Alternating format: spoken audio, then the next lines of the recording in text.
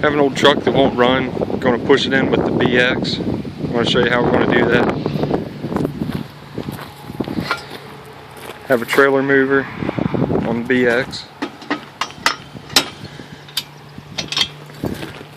And this attachment here, I think it came off of a trailer.